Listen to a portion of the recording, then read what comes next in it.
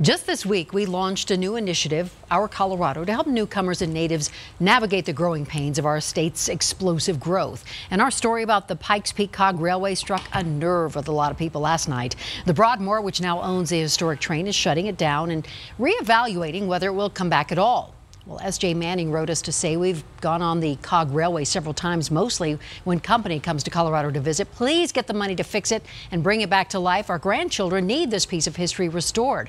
And Robin Reese-Jones from England wrote to say they had traveled to Colorado twice, rode the Cog on both occasions, calling the possible shutdown criminal, saying, "I would consider Colorado to be the narrow gauge railway state. Don't let this one slip away."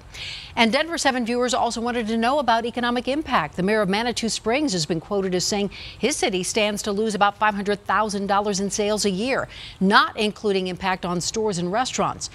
Well, as for the Broadmoor, I checked with him again today to see what the plan is, and the director of communications simply wrote, "We have no further information at this time. We will keep everyone informed as we have more to share."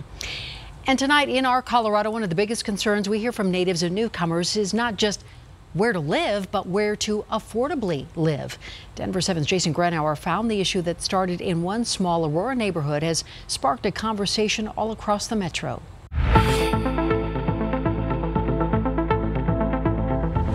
We start at the hotbed of contention, the Denver Meadows Mobile Home Park, right next to the new VA hospital. This is a double-wide mobile home, and it's my family's home. For years, people like Petra Bennett have been fighting to keep their homes as the park's owner looks to sell and redevelop the land. Your worry is what? That I'm going to be homeless. But earlier this week, a breakthrough. The Aurora City Council put a 10-month moratorium on redeveloping Aurora's 12 mobile home parks.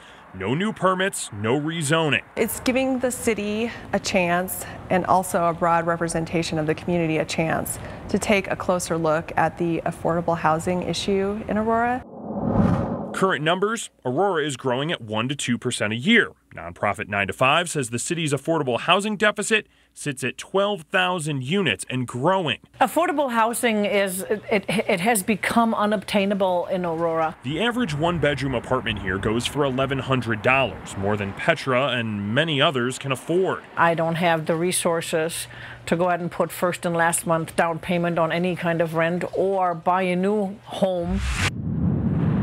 And neither do a lot of Coloradans. That's why Aurora City Council also voted to form an affordable housing task force. I think we know there's an affordable housing issue. I don't think we know what the scope of the issue is. Not just for mobile home residents, but for anyone struggling to afford to live in Colorado's third largest city. This will give us a chance to take a closer look at affordable housing in Aurora and make some recommendations to the City Council ultimately to move us forward in terms of addressing those issues. And after the task force's time is up, Petra and her dozens of neighbors are hoping for something simple, to be able to stay in the only home they can afford. For the entire community, it would be the best solution to stay where we're at. In Aurora, I'm Jason Grenauer, Denver 7.